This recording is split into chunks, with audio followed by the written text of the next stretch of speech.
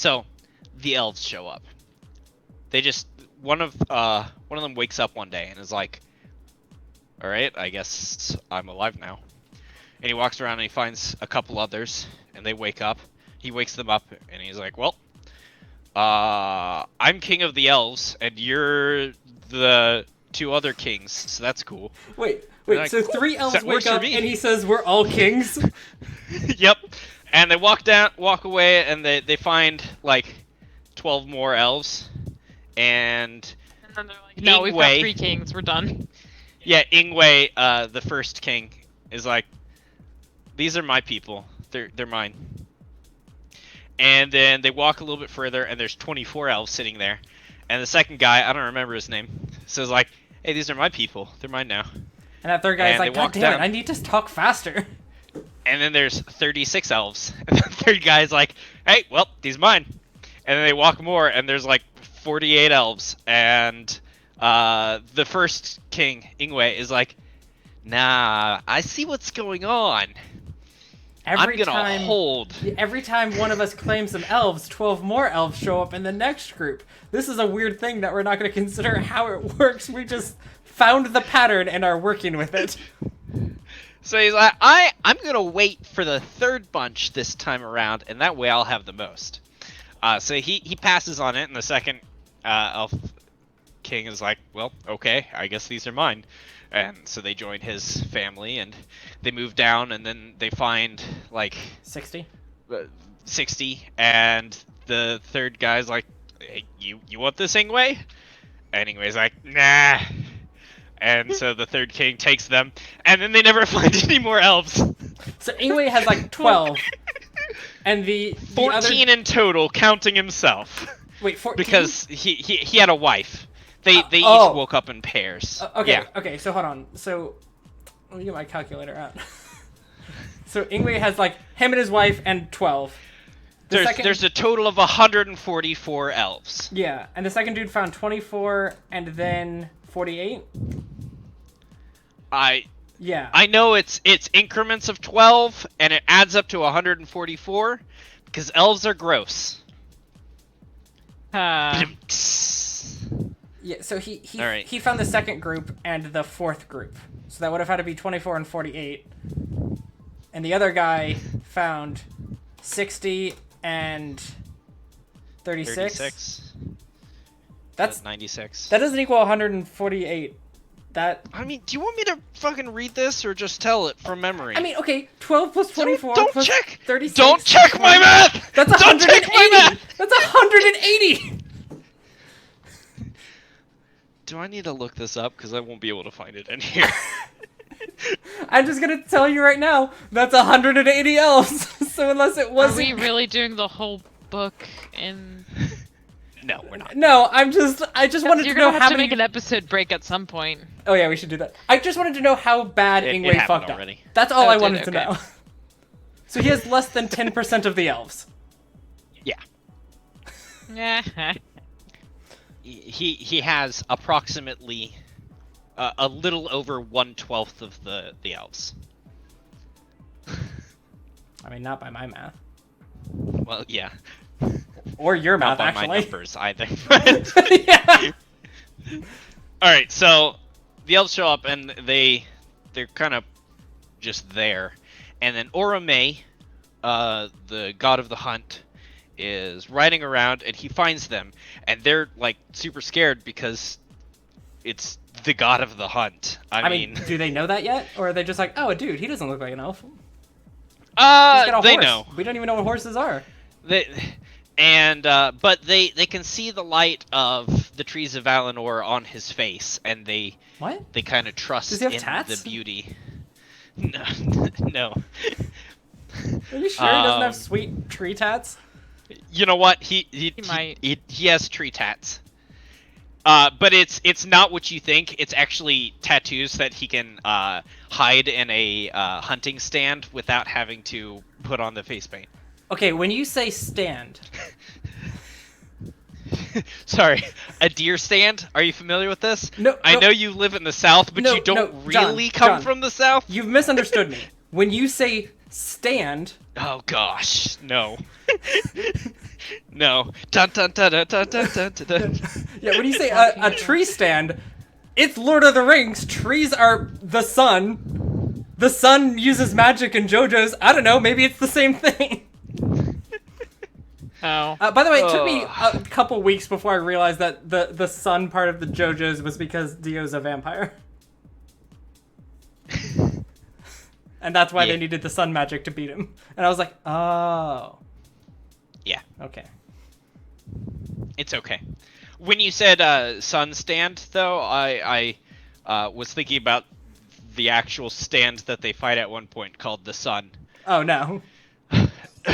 Anyways, moving on. Orome finds them, and he suggests to them that they all go back to Valinor because it's pretty and it's literally paradise, and there's no reason why you wouldn't want to. And for the most part, they go, sure. And they start following him. Meanwhile, the Does other Ingwe fuck Valar... up? Oh, okay. I thought... No. You said for the most part, so I thought Ingwe was going to be an asshole again. No. So, the other Valar notice that the elves are born because they see in the distance that Oh, so they Orome has use found their them. eyes. Yes, they use their Valar eyes, and they're like, "Oh, cool, they're here. You know what? We should really take care of Melkor, like ever." And so, since most of their tasks are done at this point, you know, they've set the stars in the skies, they've finished crafting the earth, how it will be. They go down into Utumno, and they like just destroy everything. They go down there, they fuck everything up. They grab Melkor. Tolkos beats the shit out of him, and then they chain him up and drag him out of there. And I hate that you just said, we should go kill Melkor. And then they beat him up and dragged him out. And like, wait, hold on, you skipped the step that would solve this for good. Yeah. well, they also skipped another step that is very unfortunate. Namely, Where they They didn't, didn't- bring him to Valinor? Because they they did. They did. Yeah, that's they actually the problem. shoved. No, they shoved him into Mandos's halls. Oh, so okay. he kind of he goes to not hell for a little bit. For a time of 3 ages, they set. And then they'll unchain him. If, And they if haven't he's a good defined boy. ages yet. Yeah, no. I mean, because again, there's no such thing as a daylight or day-night cycle. Yeah, there's no night. There's just two trees. There's no Isn't I no thought, sun to. I thought the trees sort of go in and out, so like sometimes the silver tree is like more, and then the gold tree is more, because it was like a sort of a sun moon type thing, but like not. quite developed. But there's never a darkness point. Is there a moon in Lord of the So- Rings? I feel like they never actually mention it. They talk about the sun occasionally. Anyways. Yes, There yes, is a there's moon. a moon. So, age is undefined. Yeah. But they drag him to Valinor and throw him into Not Hell. And the other big mistake they do is they don't finish the job. They don't go to all the depths of Utumno to clear out everything. So, anything that's not on the higher levels just kind of burrows deeper down and hides. So most of the Balrogs survive, and Sauron also goes further, hides in the depths of the earth, and that'll never come back to bite people in the ass. Well, no, So- because they got Melkor. Yeah. He's the big bad. Yeah. I don't Sauron even. will Is this, never like, cause this problems. isn't even the end of Melkor, though. So, like, he's still fuck up. No. Yeah. So they start bringing the elves towards towards Valinor, and as they go, they pass through what will later become Lothlorien, and some of the elves go, "Hey, this is pretty cool," and they just stop. They just stop going. You're like, this And- will come now. Yeah. And then they cross over the Misty Mountains, and some other elves are like, you know what? This area is not so bad, and I have yet to see any proof of a Valinor, and this area is pretty dope. So they stay there. And then they continue going over, and one of the elves kind of wanders away from the group. And they're in Beleriand at this point, which is west of the map of Middle Earth as of the time of the Lord of the Rings. Okay. So they're on boat at this point. No. They said it's west of the No. map of Lord of the Rings, and there's Yes. ocean over there. Is There this didn't Pangea? used to be. No, this isn't Pangea. The west of the Lord of the Rings used to continue as the land of Beleriand. So they're in the middle of Beleriand at this point, and one of the elves kind of wanders off into a forest, and he sees a really pretty Maiar, and her name is Melian, and his name is Thingol, and that's a stupid name. And Thingol and Melian kind of hit it off a bit, and they just get to fucking, and that's the beginning of the Grey Elves. And he stays in Beleriand, and everyone else crosses the seas to Valinor. I feel like there are 4 elves left at this point. I mean, to be fair, everyone Nah. else that made the correct choice, because from what I remember, I mean, Melkor fucks that place up eventually. Yeah. So everyone's like, oh, I we're gonna mean- chill in Lothlorien, a place that will still be part of the elves 7 million years later. Yeah, well, I mean, they end up moving to... They leave before Frodo does. Does Lothlorien not still have elves in it, though? Nope. No, all the elves leave Middle-earth. When? Like, before Lord of the Rings happened? No, shortly before the Fourth Age. So, at the time of Lord of the Rings, obviously, there are elves in Lothlorien. Okay, yeah, that's what I'm saying. Yeah. They've I'm saying survived that up they're, like- until then. Yeah. But then they leave. So, you know, Alright. there's... I've have the soundtrack by Twitch on, and it just played a remix of I'm Blue by Eiffel 65. All right, well, gonna that's keep that gonna going, hit yeah. us on YouTube. I mean, like, what? What? I'm just gonna skip that. I don't know why that's... I was just like, hold on. So,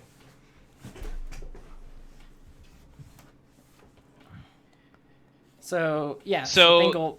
God, I hate that name. yeah, it's pretty bad.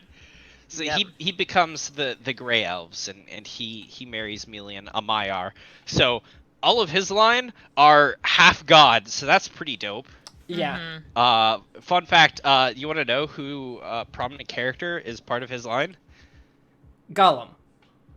Elrond! Can you imagine, though? Elrond is half human, But- half god, half elf. But the only good thing that Elrond has ever done is get portrayed by Hugo Weaving. I mean, that's really true. Yeah, I mean, like, Yeah. he's like, I am the almighty god character. I don't convince my friend to destroy a ring, and then I sit in just the forest for the rest of my life. Do you And I have a daughter who rebels. you want to know the worst thing that Elrond did though?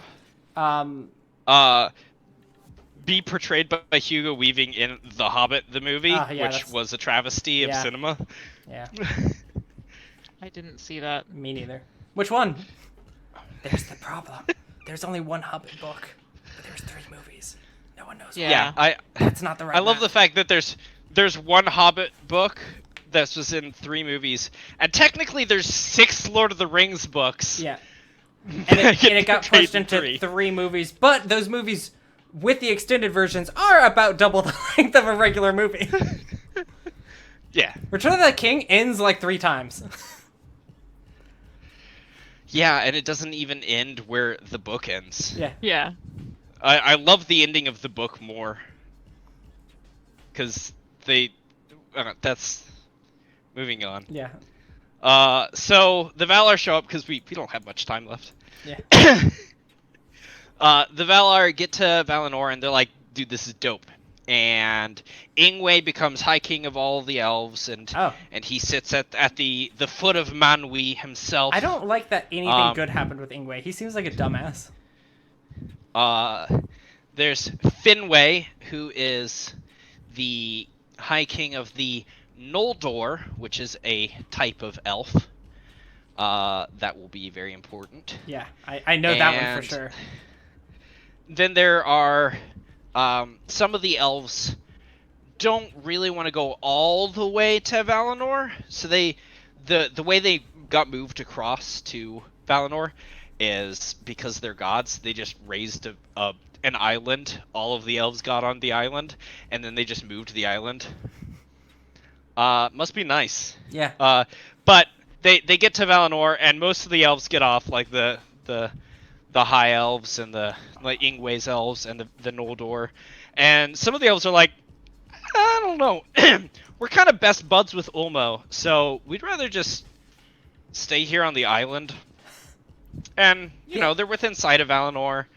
It's fair. So they create a city there called Aqualond, and Aquafina, the city, basically they make boats, and that's where the shipbuilding tradition of the elves comes from. But they're their own elves. There is fucking nothing in common with like half of these elves. With like 80%. Like every single group of elves is like, we're going to do our own thing over here. And everyone's like, oh, okay, we're going to do our own thing over in this direction. I know none of the other elves think that this place is great, but we think this place is great. And I'm just like, I thought they just liked trees. Yeah. So the Noldor are also very much not the we just like tree elves. Yeah. They're very interested in everything, but they're very specifically interested in crafting. They're very skilled at making weapons and armor and gems. They craft gems, which like I mean these we ones didn't that even studied figure out from how the to dwarves? Some of them No. actually okay. No, the dwarves are like just barely waking up at this point. Yeah. Same.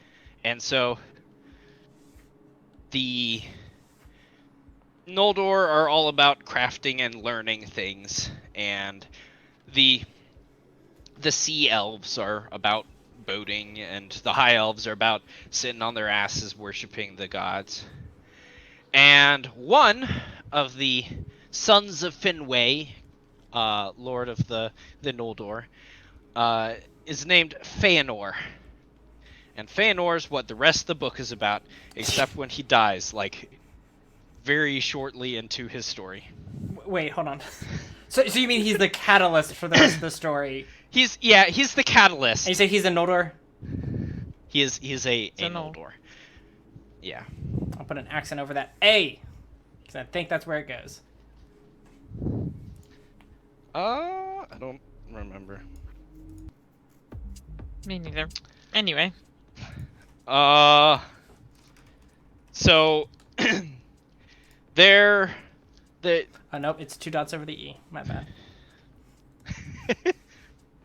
So the Noldor explore Valinor, and they find all sorts of fun things. They learn from the gods how to craft things, and Feanor in particular learns skills of crafting. And one day he gets into his head that those two trees are the prettiest thing that anyone has ever seen ever. And so he gets this idea about what if I could make something that captures that beauty, just in case. And Lamps were destroyed once. It's true. The lamps were destroyed once, and it's not really known whether he actually had a sense of impending doom or whatever, but just some forethought. And so he goes in secret and starts working, crafting these things, and finally he creates the name of the book. He 3 creates Silmarils. the Silmarillion by He creates J.R.R. 3 Silmarils. I like Tolkien the way you spelled it. No, I actually took out the E, so it's Tolkien. Oh, okay. His family members. Yeah. So Christopher. Yeah, Tolkien. The Tolkien. Yeah. Tolkien. I hate it. So he creates these, and he succeeds somehow. And they're he doesn't even really basically know. just shiny gems, right? Yeah, I mean they're harder than diamonds. They're brighter than, or they're harder than adamant. It actually says. I read that earlier today. They glow? I don't. Or like yes, shine? They do. They do shine with the light of the trees of Valinor. But I mean, were they made by the trees? Like they were made in a way such that they captured the light of it. So. But not the same actual light. They're just also shiny in a similar way. No, the actual light. Yep, but those trees die. Yeah, and but don't the Silmar still shine? Silmarillion, yes. So then it's not the same light. It's the captured bit of light. It is the same light. It's just been taken away. It's been captured into the Silmarils. Doesn't make sense, but continue. So you were okay with the flat Earth, not flat Earth thing, but I'm okay with 2 shiny trees. This doesn't make sense. I mean, it doesn't make sense to say it's the same light when it's not the same light. I mean, like, so you recognize that when something is taken from something else, it is still of the thing, but it's not like if I take a glass of water and I pour a little bit of the water into a different cup, it's the water from that cup. Okay, but if I drink all of the first cup, or that little bit I poured out is still there. You're also ignoring the part though that in this analogy that second cup is also now making infinite water. Yeah. So is the water from the first cup, or is the water now made by the second cup that just used that first cup of water as a base? That's where my logic is. Like, I understand that it uses that first bit of light, but also it's making its own. So like, it's one of those like I get it, but also I don't. In my mind, that's not how that works anymore. But what matters is that it's a cool shiny gem. Yes, that shines in a way that replicates the trees. And everyone is in awe of this. Like he is even like pretty sure that he could never repeat it. Which is weird because he repeated it twice. Like, I mean, he hit all 3 at the same exactly. Yeah, he did 1 crafting check and he was crit succeeded, and 3 of them came out, and he was like, "Oh my god, what?" No, see, it doesn't work as like a queue system. It's you're crafting 3 of them at once. So. Oh, okay. Yeah. So. Anyways, everyone's super into this, and about this time is when the 3rd age of Melkor's imprisonment ends. Wait, what? But no one knows what an age is. Well, they loosely defined it as years, time, and so Melkor's dragged out of the halls of Mandos and brought before Manwë, and Melkor goes, "Oh, please, Mr. Manwë, I'm so sorry. Will you let me go?" And Manwë looks into his eyes and can't perceive anything bad there because he's short-sighted. And he's like, "Okay, cool. you're fine. You can be let go, but you can't leave Valinor because I mean we can't trust you to your own devices somewhere else. Can you So imagine we're gonna keep an eye that, on you. like, a fucking king of a castle being like, forgive the traitor, but he cannot leave the castle where all of our goods are, and also the king you can assassinate, and, like, everything else that a traitor would want to deal with. And you're just like, hey, sir, I think that's a bad plan. I think that's kind of where he wants to be to fuck everything up. So some people like Tolka still doesn't trust him.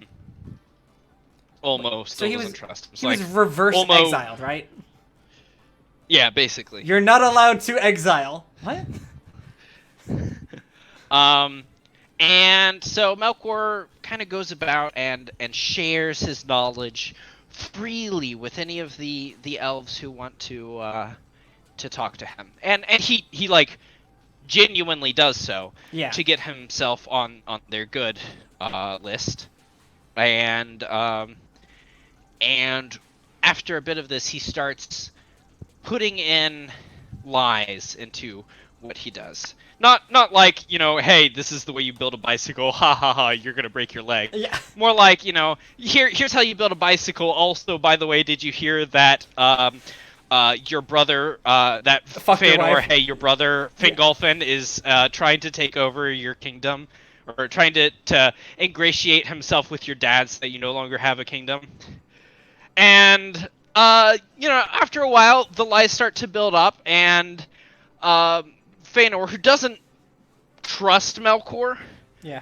because he can see inside Melkor that Melkor just really hates the elves, and also really hates the fact that he doesn't have the Silmarils. Do you think Feanor is proud of being smarter than an actual god? I think Feanor's proud of literally anything. Feanor is kind of a dick. Feanor is... If Melkor wasn't the actual deity of pride, I would say Feanor was the most prideful of anything. Yeah, the only reason he and Melkor don't ever work together is because they would be competing over who was more proud. Yeah. Yeah. You know, the lies start to build up, and eventually Feanor believes enough that he actually goes to his brother, Fingolfin, and his half-brother, and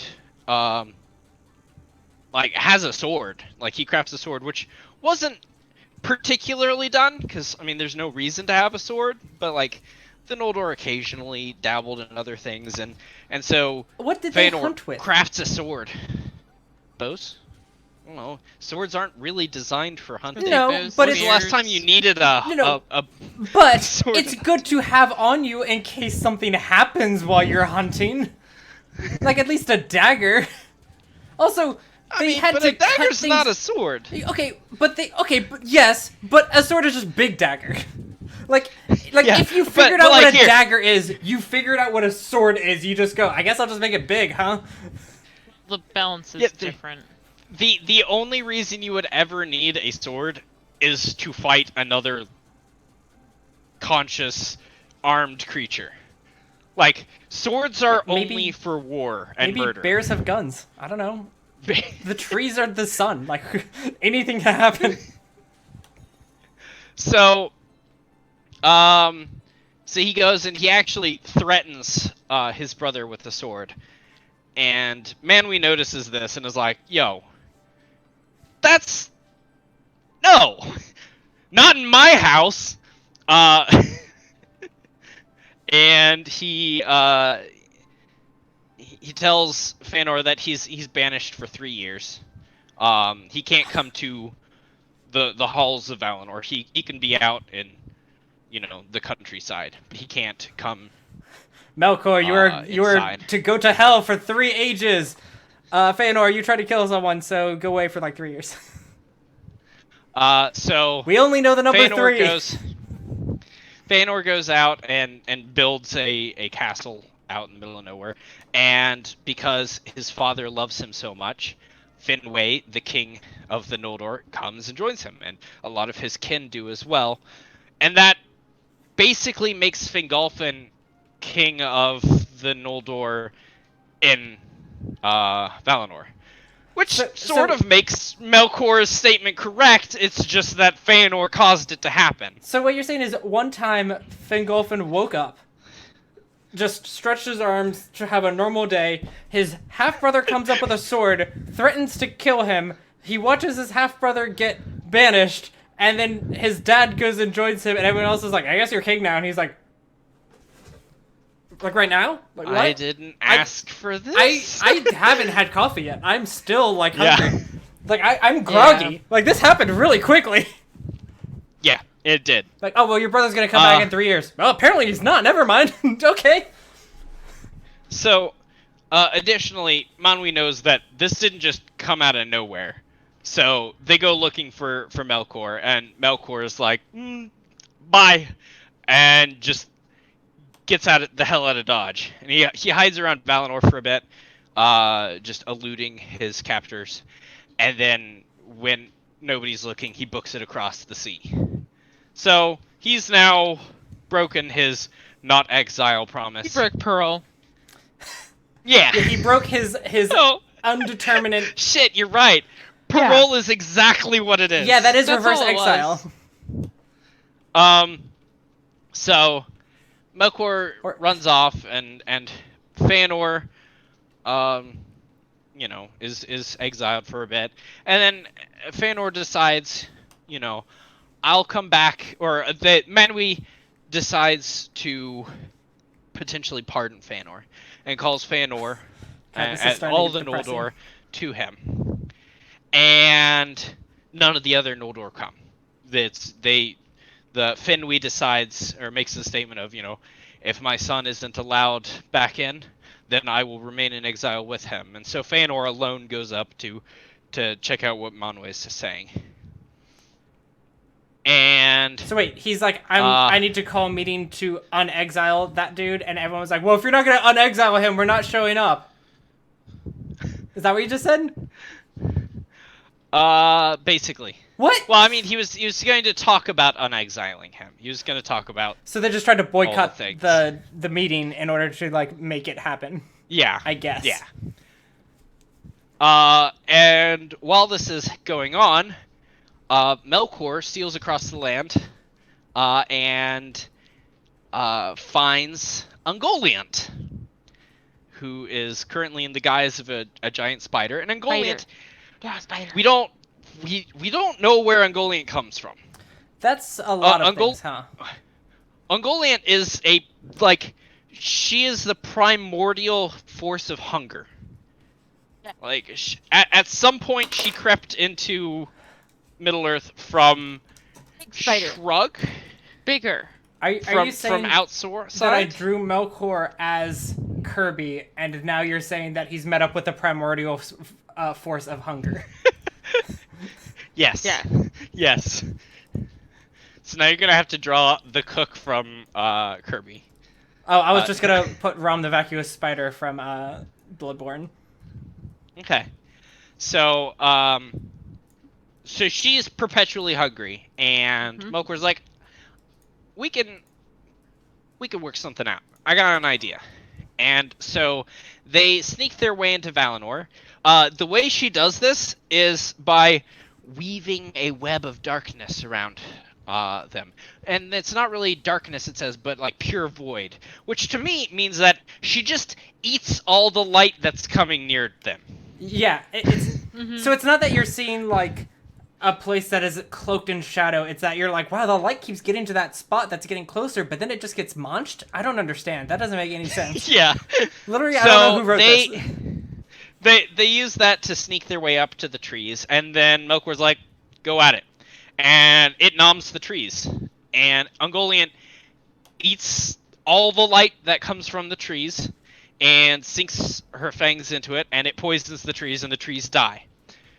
And she's gotten pretty big and full at this point, but she still wants more, so they go over to Feanor's place, and they break into everything, and then they fuck off, and she's like, I'm hungry, give me more shit. And so he feeds her gems from Feanor's place, and she's like, you're only feeding me with one hand, and I'm really hungry. What's in your other hand? And that would be the Silmarils. Yeah. And he's like, nope, this is where it ends.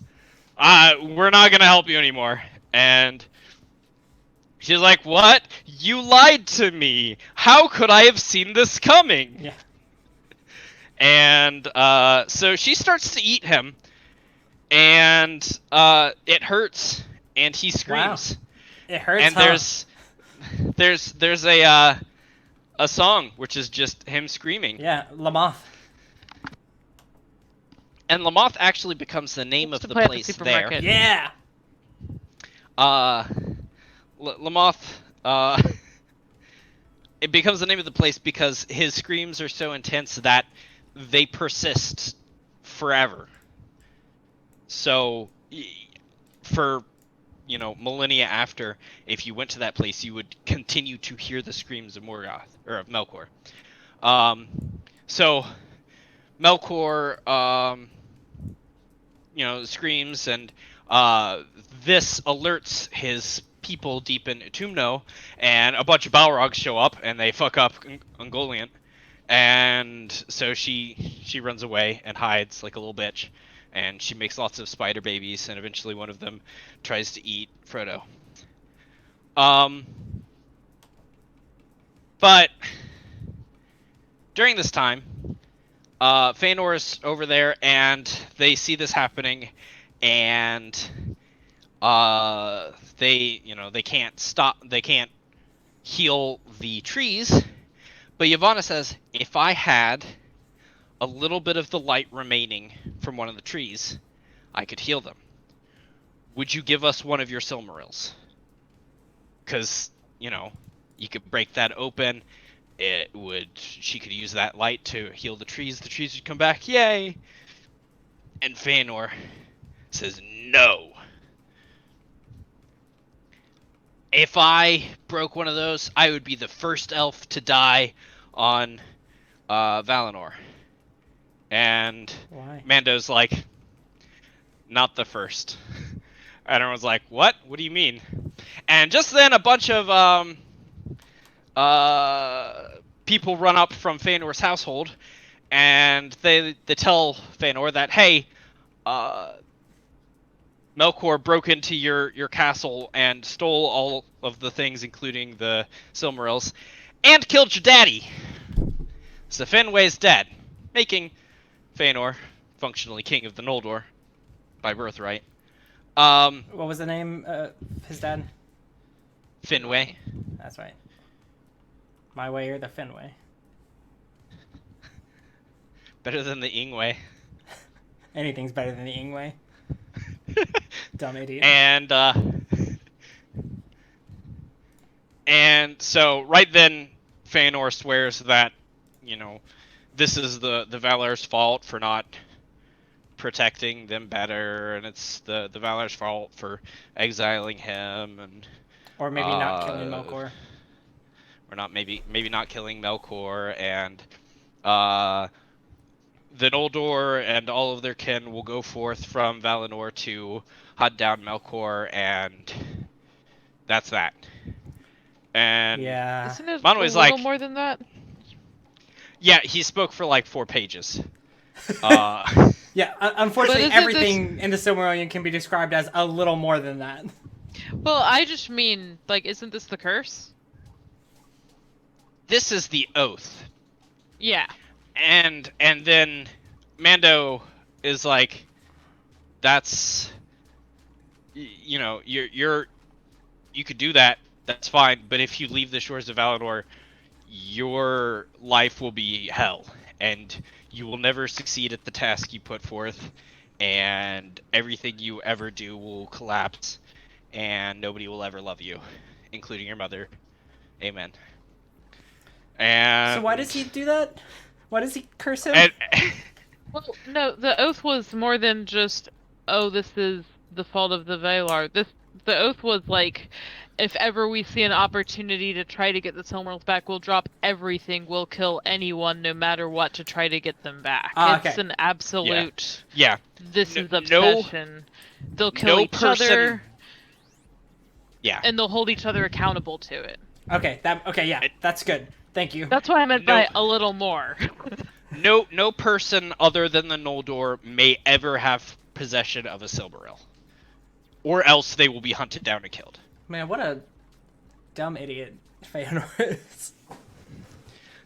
So Feanor chats up his people and gets them to agree with this, and almost all of them agree. There's like a tenth or less don't, and so they all leave everything behind except for their armor and weapons and stuff. Oh, Although so they some have people weapons. bring trinkets. Well, yeah, they've been making them Oh, since they left and went and hung out with Feanor. And they all go down and they go to Aquafina, and they say, "All right, Why? we need to get across the ocean." And the sea elves are like, "Yeah, but we agree with the Valar, so no." Oh, is this the Kinsland? And yeah, and then Feanor's like, "Yo, we're gonna take your boats," and they're like, "No." And then the Noldor slaughter them because, that's okay. But on top of that, they start boating across it, and they get to an icy bit, and they're having to like convoy, like go back and forth to Yeah. there's a lot of them and not as many boats. And they get to a point where it's really icy and it's getting hard. And Feanor's like, "All right, everyone off here, and hey, everyone, let's go to sleep, except for the people I trust most and all the people that'll fit on boats. Cool, bye." And then just leaves the rest of them, including Fingolfin, his brother, who had pledged to follow him regardless. I think I'm realizing something. There is no curse on Feanor. Because the curse was, you will never achieve what you set out to do. He has to try to kill Melkor. Obviously not going to happen. The curse is also, no one will love you. Well, yeah, he's being an asshole. That's not a curse. He's just a bad, dumb, idiot person. Yeah. He's causing these things to happen. And then when they land, they burn the ships. Oh, Yep. yeah! And then when they get there, they're like, "All right, who's gonna go back?" And Feanor's like, "No one, lol," and then throws a match on there, and they all burn down. Oh, these ships suck. So Fingolfin sees the fires lit and knows what happened. And curses Fires his are name, lit. but Feanor sends no aid. The beacons Oh, are lit. boy. Feanor's an asshole. and because of that, some people turn back again. People turned back at the Kinsling as well, because they're like, "Nah, we're not gonna kill our brothers. What?" Yeah. Why does no one And just kill some people Feanor? Like, he's clearly some the people worst. turn back now, but Fingolfin is like, "I made an oath that I would follow my brother, so even though he's a dick, I'm gonna do it." Fingolfin's next on the chopping block. And so they start their slow trek across the ice, and eventually they get there. But Feanor What was that? is in there, shows up in Beleriand, and starts to set up camp. And the fun thing about the big fire with the ships is that everyone can see it, including maybe Melkor and his men. And he sends out a bunch of Balrogs, and they come and they kill a lot of them, and they kill Feanor, and then the rest of the Noldor, beat him off because the Noldor are actually fucking badasses. They just, suck at social skills. The charisma's real low. Their charisma and their wisdom score real low. Characters Tim plays. Yeah. Sir, in real life. I am trying to do a stream. And Maybe wait until later.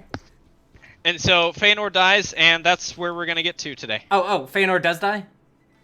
Yeah. Yeah. Oh, wow. Yeah. Well, that yeah, curse really took hold way faster. Like 6 Balrogs show up and just beat him to death. Thing I is, love his the oath. idea. He made his oath like on his whole descendants and stuff, and they made the oath too Oh, that's before true. he died. I love the idea that the Balrogs did not use their fire whips or their fire swords. They literally just took big rocks and beat the shit out of Feanor until he stopped moving. That's so much more satisfying.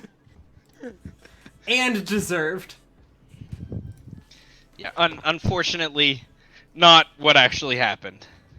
Aww. The I think the name is Gothmog, which is interesting because that's also a name later in the Third Age.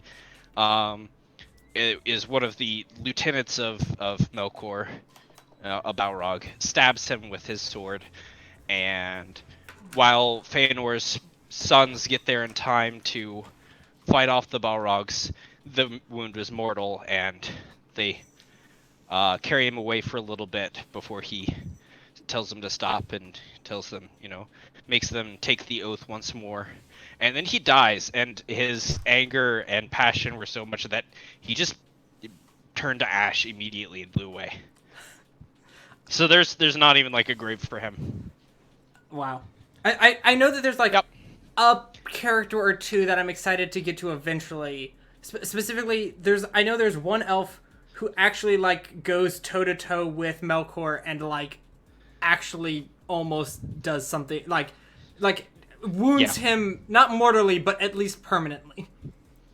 Mm-hmm. That's probably my favorite character of the entire Silmarillion because he's probably an asshole, but he's at least a badass at the same time. My favorite character doesn't come for a little bit, but he's actually a man. Oh, is it Tom Bombadil? No. Which Tom Bombadil is also not in the canon at all. Like he's, I don't know. Let me suggest something. Let's go ahead and stop the stream here. I know normally we end this with you going back through and retelling the story. Yeah, but it's not done. But it's not done, and I think that we should save that for the beginning of next week's stream. Okay. Is you going through, catching us back up on where we were, so that we can move forward. So are we gonna do this one again next week? I think so. I think that's a good idea. Yeah. Yeah.